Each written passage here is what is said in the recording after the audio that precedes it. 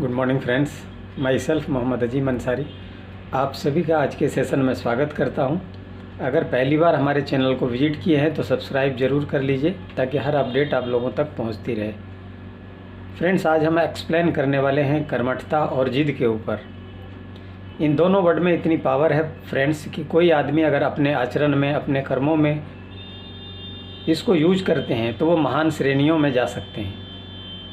हम और आप जानते हैं दशरथ मांझी एक ऐसा व्यक्ति था, मिडिल क्लास, लेबर क्लास, मजदूर किस्म के व्यक्ति थे। जब उनकी मिसेज की तबीयत ख़राब हुई थी तो वो उनको हॉस्पिटल ले जाने में असमर्थ रह गए थे। उनका रीज़न था, रास्ते में दिखते थी एक चुनौती थी, पहाड़। जब उनकी मिसेज का देहांत हो गया, उनका दाह संस्कार करने के बाद उनके मन में ये विचार आया कि दोबारा किसी व्यक्ति के साथ ऐसा ना हो कि इस पहाड़ की वजह से, इस रास्ते की वजह से उनकी मृत्यु हो।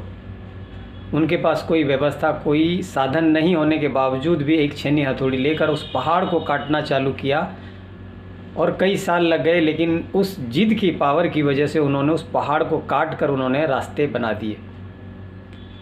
तो इसीलिए अगर हम लोग किसी भी कार्य में अगर सही दिशा में अपने आप को जिद पे अड़ कर उस काम को करते हैं तो एक तो बहुत जल्दी अचीवमेंट प्राप्त कर सकते हैं और असंभव काम भी संभव होता है अगर कोई ज़िद्दी आदमी उस चीज़ों को करना चाहे तो।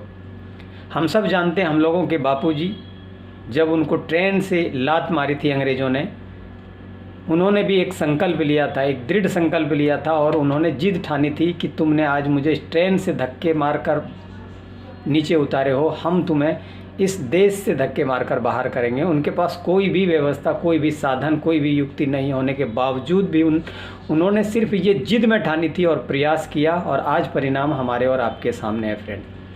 तो जिद के अंदर बहुत पोटेंशियल है, सही दिशा में इसको अगर हम यूज करते हैं तो बड़ी अचीवमेंट हम प्राप्त कर सकते हैं। अगर कोई जिद पर आकर कुछ भी करना चाहे तो वह संभव नहीं है फ्रेंड। कर्मठता की बात करें फ्रेंड्स, एक व्यक्ति था, किसी तालाब के किनारे से गुजर रहा था। उसके हाथ में अंगुली के अंदर एक सोने की अंगूठी थी। इन केस उनकी उंगली जो है सो कुर्ते में फंसकर और सोने की अंगूठी वो तालाब में जा गिरा। वो बड़ा चिंतित हुआ। उन्होंने फ्रेंड्स घर से एक बाल्टी लेकर आया और उस तालाब के पानी को सुखाना चालू किया। बहुत सारे लोगों ने उससे पूछा कि क्या कर रहे हो। सब ने बताया कि मैं इस पानी को सुखा रहा हूँ। बोला क्यों? बोला मेरा सोने का अंगूठी इस तालाब में गिर गया है। बोला ऐसा असंभव है, ये नहीं हो सकता है, पानी तुम इस बाल्टी से नहीं सुखा पाओगे, इसके अंदर बहुत गहराई है, बहुत पानी है। लेकिन वो आदमी कर्मठ था, किसी की नहीं सुना। वो लगातार अपना प्रोसेस को फॉलो करता रहा, बाल्टी से पानी को इधर से उधर फेंकता ही रहा। मजबूरन भगवान जी ने देखा और तरस आया। भगवान जी आए और उनको पूछा कि क्या बात है। उन्होंने बोला भगवान जी कुछ नहीं, मुझे ये पानी सुखाना है क्योंकि इस तालाब में मेरा सोने का अंग गिर गया है। भगवान जी ने बोला तो ये तो इम्पॉसिबल है, ये हो ही नहीं सकता है, कैसे सुखा लोगे इस बाल्टी से इतना तालाब का पानी। बोला कोई बात नहीं भगवान जी, मैं इसे जब तक सुखाऊंगी तब तक रुकने वाला नहीं हूँ। भगवान जी को गर्व हुआ। भगवान जी ने बोला तेरे तरह आदमी बनाकर मुझे भी गर्व है, 1 मिनट रुको। भगवान जी तालाब के अंदर गए, सोने का अंगूठी लाया और उन्होंने उनकी उंगली में सोने की अंगूठी पहनाए और भगवान जी चले गए।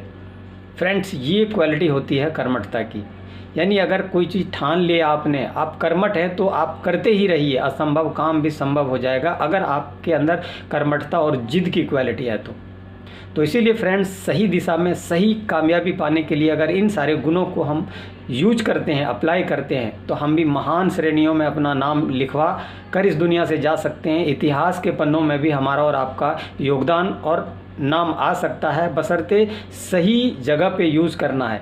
कई बार हम अपनी शक्तियों को गलत जगह यूज़ करते हैं जिसकी वजह से हमारा जो है ना और भी सिचुएशन ख़राब हो जाता है।